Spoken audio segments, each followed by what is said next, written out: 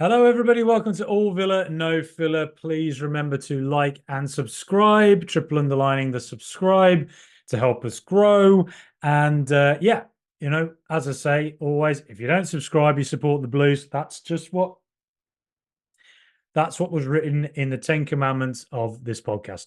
Anyway, Jaden Philogene. I just thought I'd do a little bit on him because um he it looks like that deal is about to be confirmed very, very soon. Um, and there's just so much going on in this transfer window. It's very difficult to kind of keep on top of everything. But with Philogene, how do you feel about it? I kind of want to know. So please comment down below or comment wherever you're listening, and let me know because I think there's probably all various different thoughts on it. Um, Personally, I think we're signing one of the Championship's most impressive players of the last 2 years. So at Cardiff City, I have a good friend who's a Cardiff fan, and when I spoke to him, he said that Jaden was a very, very talented player, one of the most impressive players they'd had that season. And then obviously he came back to Villa last year, and then in pre-season last year, Philogene basically, I thought looked like a player who was destined to play a lot in the Premier League this coming year, only because he featured so much. And so for him to have started as much as he did, I think he scored. Um, he certainly impressed a lot. He also played at times as a sort of left wing back, um, and showed that his willingness to kind of get back and defend as well as attack. I think that his whole all-round game looked highly impressive, and it looked like something that you thought, if Emery's playing him as much as he did in pre-season, he clearly saw a future for him at Aston Villa. And I remember in the first game of last season against Newcastle in that 5-1 where we like to forget about, Philogene actually came on for a bit and played in that left midfield role that, Jacob Ramsey usually would have played in, or later in the season, Morgan Rogers. But of course, Ramsey was injured.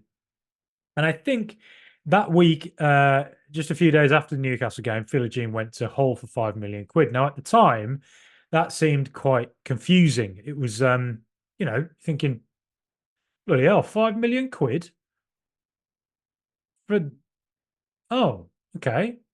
Whereas Aaron Ramsey had just gone for 14 million to Burnley. Cameron Archer had gone for 18 million to Sheffield United, mate. So it just felt a little bit like, oh, 5 million. Okay. Right. It just felt at the time a little bit like, all right. So, might regret that one. Um, just going off how well he performed at Cardiff the year before, and just going off how well he'd done in pre-season and how well he'd, um, you know, uh, the fact he actually played in a Premier League game as well against Newcastle. But you have to trust in Unai, and you have to trust in Monchi and all that, of course. And so it just sort of felt like, okay, well, maybe they've seen enough of him where they think, yeah, he's good, he's really good, and he might even make it into the Premier League one day, but he's not ready yet, and he's not ready to play at the level Villa want to be. So off he goes to Hull, and he excels there. He plays in the Championship, 32 games, 12 goals, 6 assists, and he's one of the best tacklers as well. Wins a lot of tackles. Generally plays out on the left, even though he's right-footed. But if you think to his Rabona goal that he scored against Rotherham, that came from the right-hand side, and so you think that, well, he's still very young. He's 22. He's got 2 years of excellent experience now in the Championship. He's played a lot of games down there in what is a very, very tough, competitive, physical league. I mean, playing 32 games, 12 goals, 12 goals, 6 assists. 32 games. That's very good for a winger, essentially. So again, he was one of the most impressive players last season in the Championship. Enough that Ipswich and I forget the other club now felt that they could make a bid for him to come into Everton. That was it, come into the Premier League. So Aston Villa, suddenly the 5 million fee to Hull made much more sense because we essentially, the deal goes that we had a 30% discount clause. So we get the 5 million as pure profit for an academy player. And then Ipswich bid 18 million, Everton bid 18 million, and we go, well, we've got a discount, so we go 30 million. And if you think we're going to sign him on a 5-year contract, if that's what happens, 13 million over 5 years, spread over 5 years, it's in football Premier League terms, it's pretty much nothing.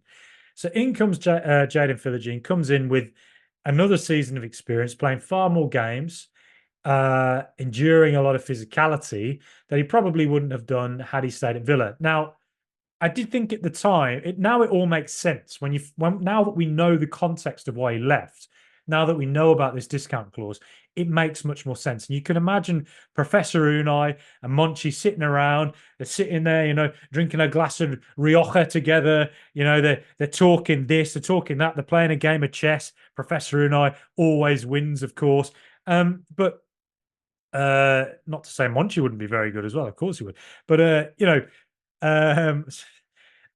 sometimes I think back about the things I say and I think, what is wrong with me? But anyway, they probably looked at Jaden Philogene and thought, do you know what? Another year of playing regularly in the Championship would probably work for him.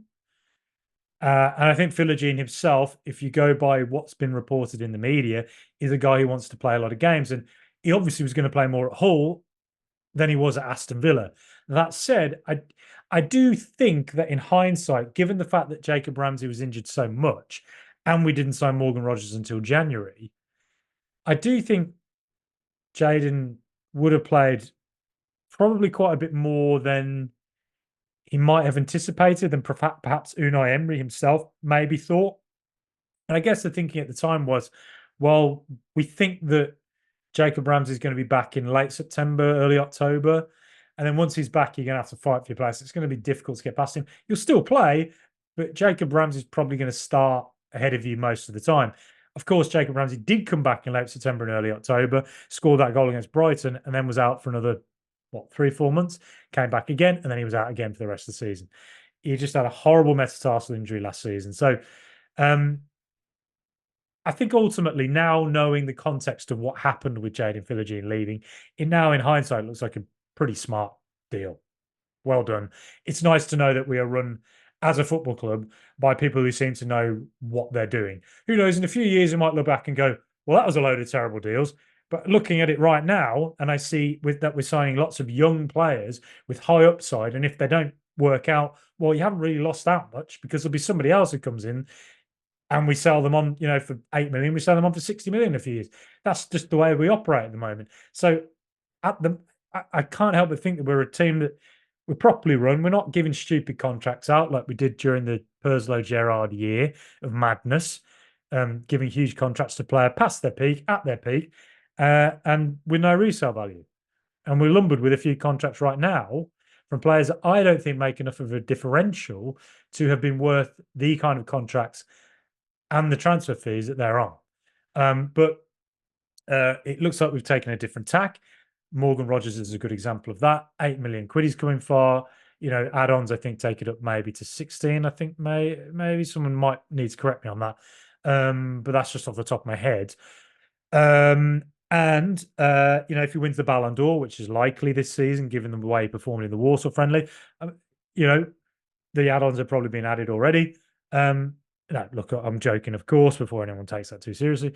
But yes, I think Philogene coming back into Villa, it excites me. You got one of the top young players in the Championship. It turns out, as is reported today by John Townley, in Birmingham Live, the great John Townley, that is, he confirmed that Hull City director Tan Kessler has confirmed Barcelona themselves sent a loan proposal for Jaden Philogene. So, and I remember reading a few years ago, top teams in Europe had looked at him: Bayern Munich, PSG, now Barcelona. There's clearly these guys. Every scouting department in Europe knows what the hell they're doing. They know a top talent when they see one, and that goes in their immediate stats, but also in their underlying stats. And clearly, there's something they all saw in Jaden Philogene. Now, when he comes in, He obviously helps us with the homegrown quota for the Champions League.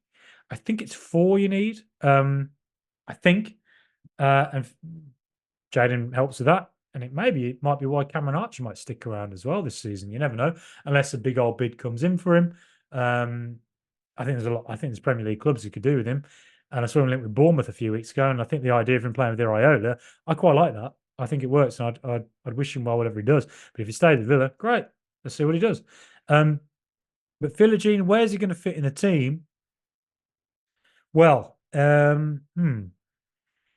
think he does play on the left mostly and cuts in on his right. Now, what he can do, I guess, is at Aston Villa all of last season, basically, we didn't really have a player that sort of stuck to the left-hand touchline, did we really? We relied on that width to be provided by the fullback bombing on. I don't think Luca Dean loves bombing on. It's not his forte. I think he's a sort of a further like I think the halfway line a little bit beyond that is his comfort zone. Whereas Alex Moreno is very much to the touchline and back. I think Ian Matson's going to be touchline and back. But I think having Philogene there and Samuel Eiling Jr., I think we saw a little bit of this from Eiling Jr. in the Warsaw friendly, is that they can go out to the left-hand touchline and stick to it. And I think if you think of who we have playing on the left generally last season, Jacob Ramsey, let's say Emi Buendia when he comes back, and Morgan Rogers, those type of players like to stay a bit more central, don't they, in that sort of box shape. Great, brilliant. Jacob Ramsey, I think, is a little bit more on the half-turn player.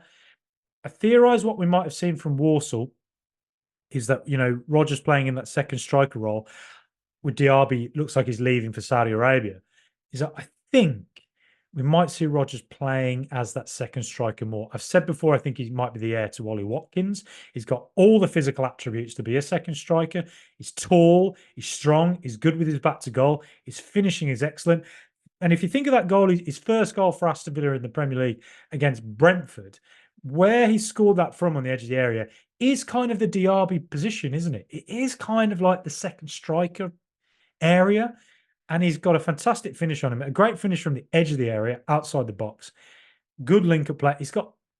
I think that's a position where if Professor Unai wants to take Morgan Rogers to the Unai-versity and train him up and coach him up and get him improving, I got to think that the second striker role might be a place that he does that. Not to say that I don't think Rogers will also feature in the left role that he did.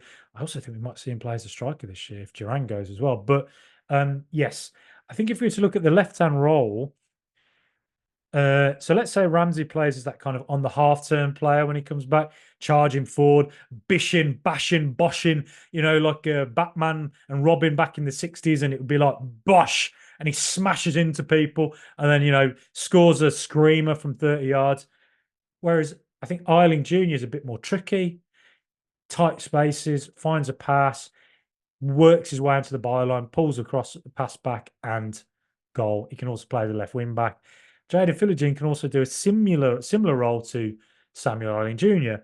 But then Jaden Philogene also, and I suspect, might be totally wrong about this, but I suspect he might end up going out to the right, where him and Leon Bailey go in tandem. And Bailey, look, we've got a lot of games coming up this season, 8 Champions League games minimum. And of course, we're winning the Champions League. So think of all the games we've got to play beyond December as well. When we get to the final and win it 5-0 against Real Madrid, of course, Jude Bellingham in tears kicks over a bucket and he's like, I was supposed to beat Aston Villa. I was supposed to do it for the Blues. But nah, it didn't happen. Didn't happen, mate. I've seen the future. I'm an oracle. But yeah, so look, but obviously with that volume of games, Leon Bailey can't play every single game, can he? So Philogene coming in as a player with a similar, really skillful player, can beat a man with ease, can create, him sticking out to that right-hand side as a right-footed player like Leon Bailey is. I have a feeling that might be where we see him quite a bit this season, as well as a left-hand role, because let's face it, Villa, as I said, had a lot of players who play on the left who stuck inside in that box shape. But if we want to shift it next season, let's say we go we're going to have Leon Bailey start on the bench today. And you know what? Actually, we're going to surprise the opposition by having Kostin Delkovic or Matty Cash be the right back, be the wing back who bombs on down the right because they think we only go down the left. And actually, Matson's going to sit a bit deeper, or Luca Dean's going to sit deeper, or whoever. And it's actually going to be Jaden Philogene sticking out on the left, hugging the touchline. That's an option. Or Eiling Jr. Or we might even go, let's have Bailey and Philogene hugging the touchlines, stretching the play.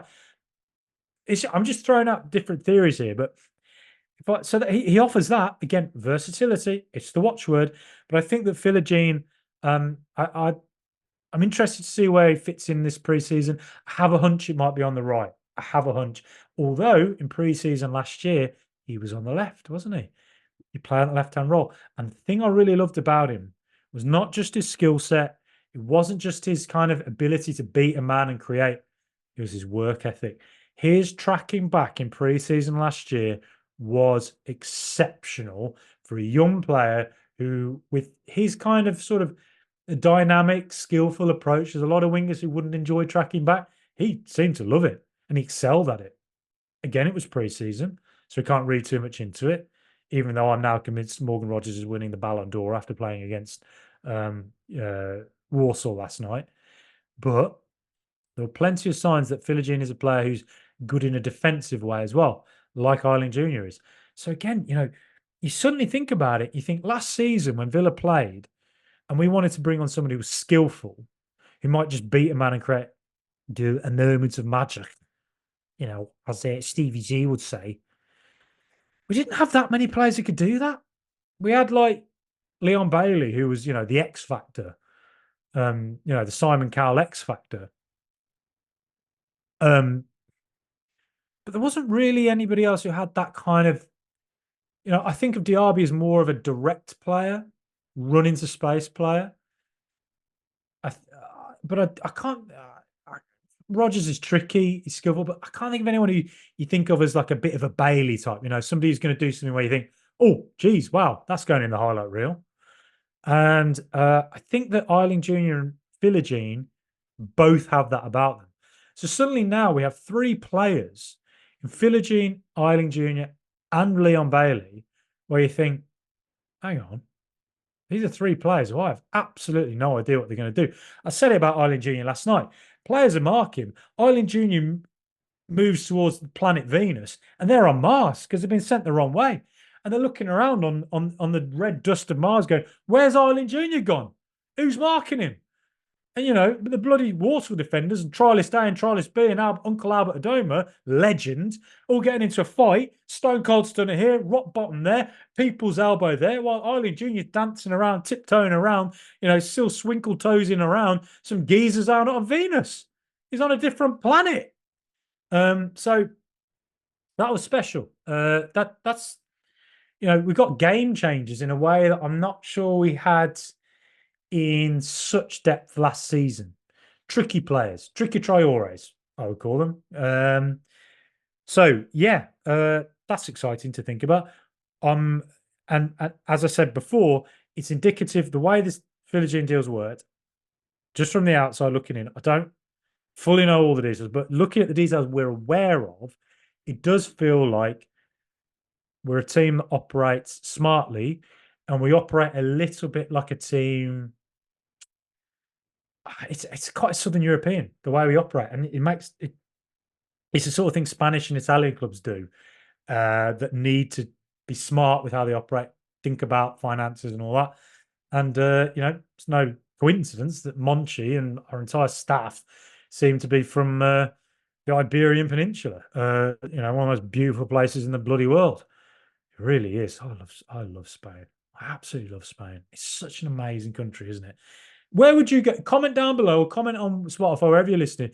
If you're in Spain, where are you going to go? I love Barcelona, Catalonia. I've never been to the Basque Country. I want to go because I want to go pay homage to Professor Unai, because I know that there's that trail, isn't there? There's a religious trail that goes through the north, Santiago de Compostela, that goes through northern Spain or the Basque Country, and I want to do it to in tribute to Professor Unai.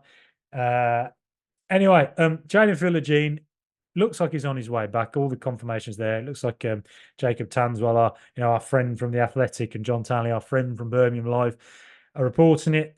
Still not confirmed by Aston Villa themselves. So who knows? Last minute might fall through, and I'll be here saying, well, I talked a load of rubbish and ignore me. But I've got an Onana piece coming tomorrow. Excited to put that out. Can't wait. But yeah, let me know what you think. What you think about it all. Comment wherever you are.